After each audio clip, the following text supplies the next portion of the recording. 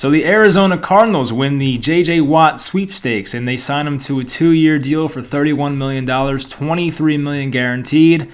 A lot of people thought that was a big contract, and yeah, it was a bit more than I expected, but I think for a guy like Watt, some people think he's washed and he's finished. I'm not one of those people. I think J.J. Watt can give you at least one more good year left, and he played all 16 games last year. Yes, his stats weren't the best. They weren't staggering numbers that would be Defensive Player of the Year worthy type things, but at the same time, he was still an effective player. He was winning a lot at the line of scrimmage. I feel like he's still a pretty good defensive end in this league. I think he's still top 15, maybe even top 10 in the right situation. So, did he go to the right situation? That we'll find out. But there were other teams in the race, obviously. The Steelers, I think, were one of the teams that was rumored, of course.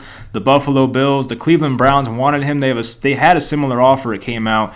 The Titans wanted him because they need a pass rusher very badly. And, of course, the Indianapolis Colts, and I think a couple other teams in there as well. So, yeah, I don't think J.J. Watt is finished. I think he can give you another good season, maybe even two, hopefully, for their sake. But, there's guys that have been 32 years old in this league that are pass rushers that have had really good years. Robert Mathis, just a couple years ago, led the league in sacks with, I think, 19 and a half at 32 years old. So there's an example for you. DeMarcus Ware had 10 sacks at 32 years old. So these guys can still play in their lower 30s. I don't think J.J. Watt's old. I mean, he's turning 32 soon, but I still think he can give you another couple years of production. It won't be Defensive Player of the Year type numbers, but still, he can be a above average, and I think top 15, as I said, defensive end in football. So, J.J. Watt and Chandler Jones are both top 10 or top 2 in the NFL in sacks since 2012. So to have those two on the same team, that's obviously a scary force to be reckoned with there. They also have Budda Baker, Byron Murphy, Jordan Hicks, Devon Kennard,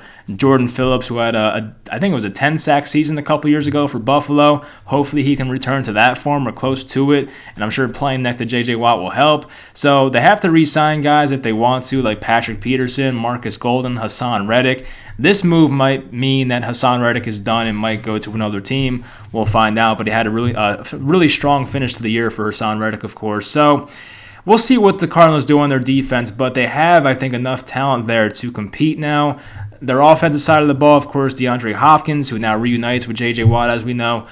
That's obviously a great fit with Kyler Murray. And Kyler Murray, if he can stay healthy, they should be fine, because the Cardinals, up until Kyler Murray got hurt, they were 5-2, I think. So, they were on a good pace, and then Kyler Murray had that, I guess it was shoulder injury, I think it was, against the Seahawks, and things kind of went downhill after that. So, if Kyler Murray plays healthy, he's playing near an MVP level. So, that's the thing. So, I think it's a big year for Kyler and Cliff Kingsbury in 2021.